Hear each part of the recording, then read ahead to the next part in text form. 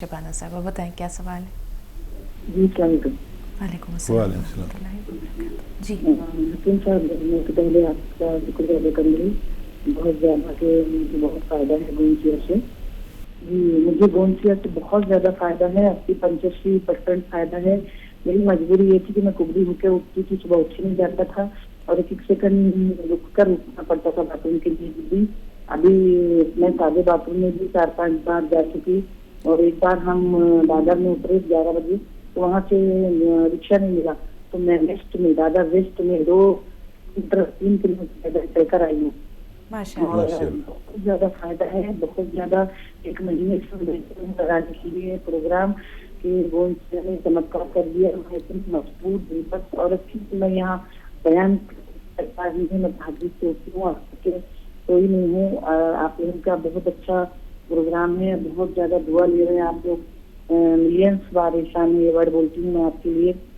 और इतना हिम्मत मिलती है हमको आपके प्रोग्राम से। कितना नूरानी चेहरा है, दोनों भी आप बहुत अच्छे से छवता, आप भी बहुत अच्छी है, बहुत अच्छी छवता। और आप हमारी तरफ से जितने सवाल पूछती है हमको ये अच्छा लगता। और हकीम साहब जो बातें बताते, जो हिम्मत की, जो हौसले की, कभी मियाँ बीवी के लिए, कभी बीवी के लिए, मियाँ के लिए जी सलाम तो मैं डेली देखती हूँ। वहाँ पर तो कितने बार लगाई हूँ, महीना भर से तड़प रही हूँ, नहीं लगा मेरा। सारे हिंदुस्तान की ख्वातीन को बोलना चाहती हूँ कि नाशुक्री ना करें, सब्र करें और नाशुक्री का वर्ड भी ना बोले टीवी पर। अपनी मिल्लत की, कौम की भलाई है ये। बहुत कम ऐसे लोग हैं जो अच्छी बातें बताती हैं, इतना वक्त देते हैं हम लोगों के लिए। 1-1 घंटा कितना मजबूरी में बैठना पड़ता है। क्या थकते नहीं होंगे हकीम साहब? क्या हकीम साहब को दर्द नहीं होता होगा? क्या हकीम साहब को वो नहीं होते होंगे? हम इस चीज को बहुत महसूस करते हैं। लेकिन मैं एक अर्जेंट के लिए फोन कर लूँ आपको कि मैंने कल सोनोग्राफी करवाई, तो इसमें 3-4 इनका 2 स्टोन आया। 4 इंच का है और एक 3 इंच का है। 5 साल पहले सोनोग्राफी कराई थी तो उसमें 1-1 इंच के 2 थे और एक 2 इंच का था। और अभी वो बढ़ गया। 5 साल से मैंने सोनोग्राफी नहीं करवाई थी, लेकिन मुझे पेट में भी बहुत दर्द है और नाभि के ऊपर, मतलब एक बालिश ऊपर, नाभि के एक बालिश ऊपर बहुत दर्द है। तो मुझे कुछ तो भी बताया कि थैली में कुछ फुग्गा वगैरह हो गया, क्या बताया। तो मैं आज वो रिपोर्ट कैसी शेयर करूँ आप जी, ये बता दें कि ये जो स्टोन्स आप बता रही हैं ये गॉल ब्लैडर में है, किडनी में है? हाँ हाँ हाँ, गॉल ब्लैडर में, राइट पर दर्द हो रहा है ज्यादा। ओवरसीज में भी कुछ प्रॉब्लम लग रही, ओवरसीज का कुछ। तो मैं पढ़ी नहीं, घबराहट के मारे कल अर्जेंट में चली गई थी बच्ची को लेकर। आपकी आवाज मैंने टीवी बंद करी तो बराबर नहीं आ रही। ये मोबाइल थोड़ा गिर गया था 5-6 बार, तो डिस्टर्बेंस है दूसरे मोबाइल की तो लगा, मगर उठाए नहीं। मैं बहुत फोन करती हूँ, ज्यादा बातचीत भी कर लेती हूँ, तो इसलिए शायद परेशान हो जाते चैनल वाले। ठीक है। लेकिन बहुत मैं एहसानमंद हूँ आप लोगों की। अल्लाह का शुक्र है, मैं तहज्जुद से उठती हूँ। मेरी साल भर से पूरी तहज्जुद हो रही है। सबके लिए अलग अलग नाम लेके दुआ करती हूँ। आपको बताई भी थी, अल्लाह बेहतर जानने वाला है। मैं 2 बेटियों की माँ हूँ, मैं झूठ नहीं बोलती। जब भी मुझे वीडियो कॉल करके आप कहीं भी हाथ रखवा सकते, बड़ी किताब पर, मैं नहीं बोलूंगी। बिल्कुल, अल्लाह आपको जज़ाए खैर दे बहन। चूँकि एक मुद्दत से आप जो है वो हकीम साहब से बात करने के लिए बेकरार थी, इसलिए पूरी तफसील से आपकी बात या आपका सवाल हमने सुना। अब हकीम साहब से रहनुमाई की गुजारिश है। जी हकीम साहब। किससे होंगी चांदनी रातों में बातें देर तक, मेरे खातिर नींद जैसी चीज ठुकराएगा कौन। वाह। ये आप ही जैसे लोगों के लिए शेर है जो अल्लाह को राजी करने के लिए ताक रातों में उठ जाते हैं और फिर अपने रब से बातें करते हैं। और ये सरगोशियाँ जब ज़मीन पर होती हैं तो आसमान पर महसूस होती हैं। और अल्लाह ताला ऐसे लोगों को बहुत पसंद करता है जो नींद जैसी चीज़ ठुकरा कर अल्लाह की तरफ रुजू होते हैं। बहुत काबिल कदर हैं ऐसे लोग। और ये कहना सुनना बहुत आसान है, तहज्जुद में उठना बड़ा मुश्किल है। ये नींद का गलबा और ये महबूब का पहलू, और उसको छोड़कर अगर कोई शख्स अल्लाह की तरफ रुजू हो तो बेशक अल्लाह ताला उसकी हर मुराद अगर ज़रूरी हुआ तो पूरी कर देगा। और आप हमारे साथ जुड़े रहें, फ़ोन मिले ना मिले, बात हो ना हो, लेकिन जो फ़ायदा अल्लाह ने आपको पहुंचाया मेरे नुस्खे जात के ज़रिए, वो आप आगे पहुंचाया करें। पता नहीं कब तक की ज़िंदगी है और ये नुस्खा किसके ज़रिए किसको फ़ायदा पहुंचा दे। अगर आप ये काम करते हैं तो आप मेरे जैसे खादिम हो जाएंगे और लोगों तक पहुंचाइए नुस्खा। अच्छा देखिए, अभी छोटा है पत्थर आपके पित्ते में, शायद निकल जाए, वादा नहीं करता, कोशिश कर लीजिए। 3 चम्मच जैतून का सिरका और 3 चम्मच जैतून का तेल 2 गिलास पानी में मिलाकर पी जाइए सुबह खाली पेट, रोज़ाना 1 खुराक।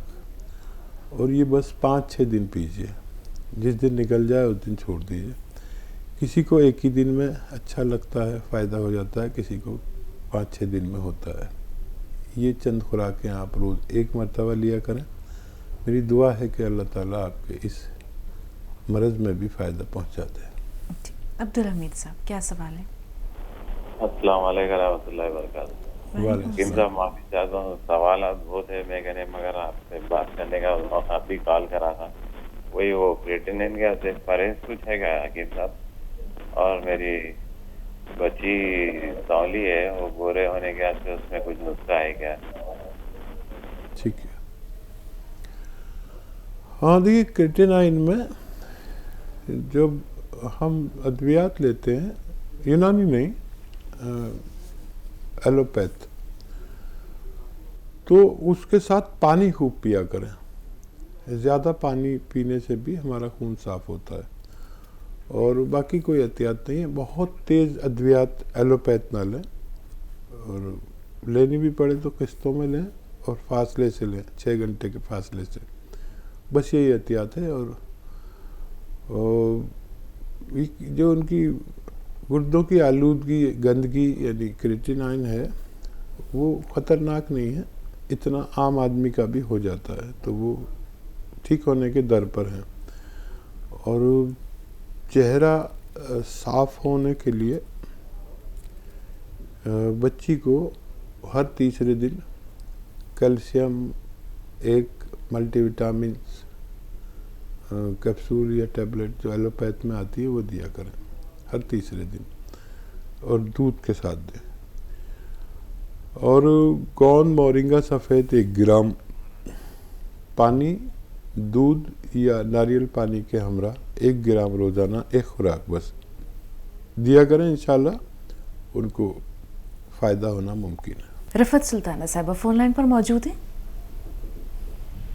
हेलो, अस्सलाम वालेकुम। वालेकुम अस्सलाम जी। वालेकुम अस्सलाम। हकीम साहब, पहले आपको अल्लाह ताला सलामत रखे, सेहत दे, तंदुरुस्ती दे।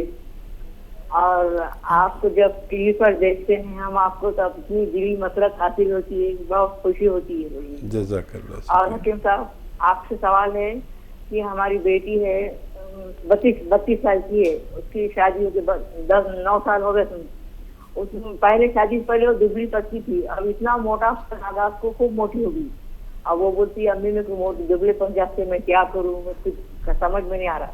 और थोड़ी सी बीच की बीमारी की प्रॉब्लम थी, लीवर पे सूजन नहीं थी, लीवर थोड़ा बढ़ रहा था, और किडनी पे थोड़ा पथरी से किडनी पे सूजन नहीं थी, आंतों पे। तो इलाज करे, वो गोलियां खाई, वो एलोपैथिक गोलियां खाने, शायद मेरे ख्याल से कुछ इसमें हुआ, वो इतनी मोटी हो गई, तो उसका दुबलेपन से कुछ इलाज बताइए। जी ठीक जी। और अभी आपने जो बताया सौंफ, धनिया, जीरा, जो नुस्खा है, ये खा सकते क्या?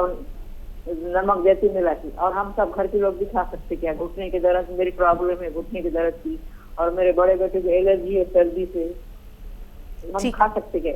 ठीक है।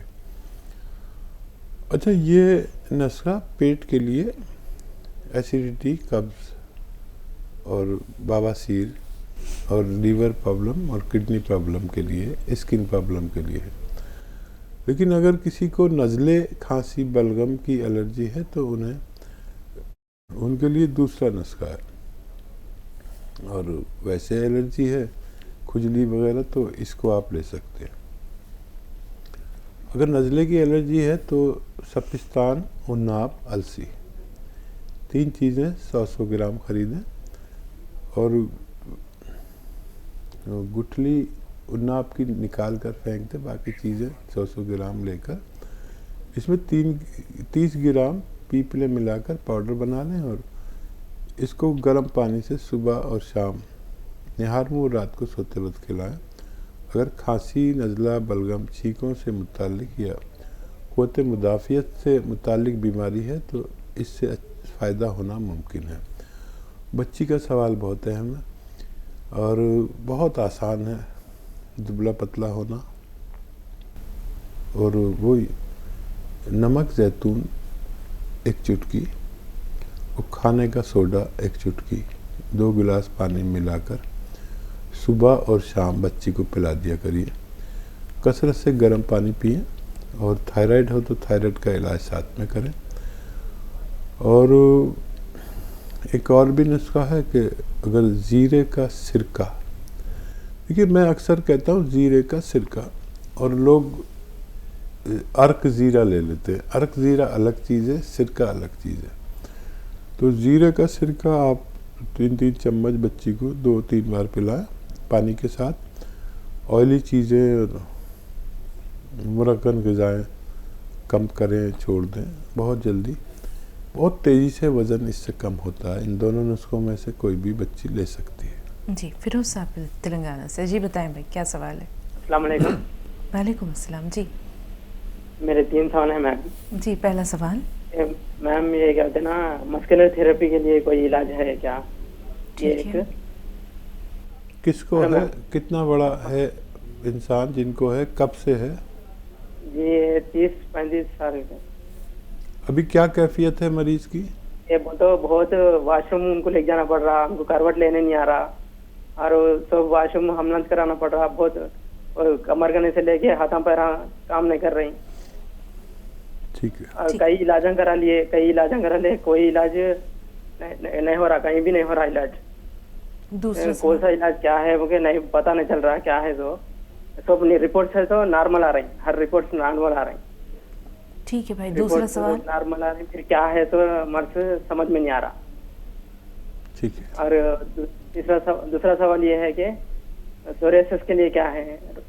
जी, सोराइसिस के लिए। ठीक है। हाँ, सोरियासिस के लिए। और तीसरा सवाल ये क्या होता है ना, मेरे बहन को ये घुटनों में पेन है। उम्र क्या है उनकी? उनकी 25 साल है, 25-28 साल है। वजन ज्यादा है क्या? जी हाँ। ठीक है। जी हकीम साहब। अच्छा देखिए, मस्कुलर डिस्क थेरेपी एक ऐसा रोग, एक ऐसा मर्ज है जिस पर अभी कोई काम मुकम्मल नहीं हो सका है, और इसमें धीरे धीरे जिस्म के आज़ा कमज़ोर होते जाते हैं। हालांकि दिमाग को छोड़कर सारा जिस्म कमज़ोर होता जाता है।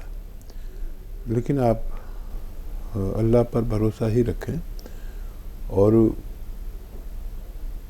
अलसी हल्का सा भून लें,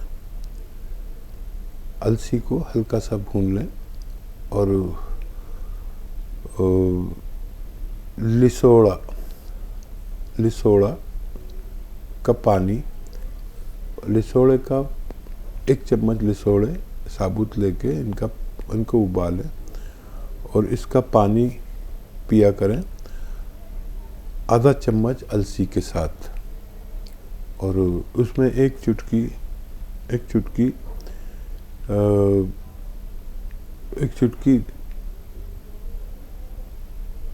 आप इसमें चिलगोज़े का गोंद मिलाकर लिया करें। खूब अल्लाह से मदद मांगे। कुछ दावा नहीं करता, लेकिन जैसे ही आप में कुछ चेंज आए तो फ़ौरन हमसे रब्ता करें, और महीना 2 महीने में कुछ अगर रिज़ल्ट आ जाए तो समझ लीजिए कि आपको लंबा इलाज करना पड़ेगा। और बहन के घुटनों के लिए गोंद स्याह ख़रीद लें असली, और आधा ग्राम सुबह नाश्ते के बाद और रात को खाने के बाद दूध के साथ दें तो बहन को फ़ायदा होना मुमकिन है। और सोराइसिस का इलाज है किम साहब? सोराइसिस के लिए नमक ज़ैतून 1 चुटकी में जितना आए 2 गिलास पानी मिलाकर सुबह और शाम एक एक खुराक पी लिया करें, 1 चुटकी सुबह 1 चुटकी शाम।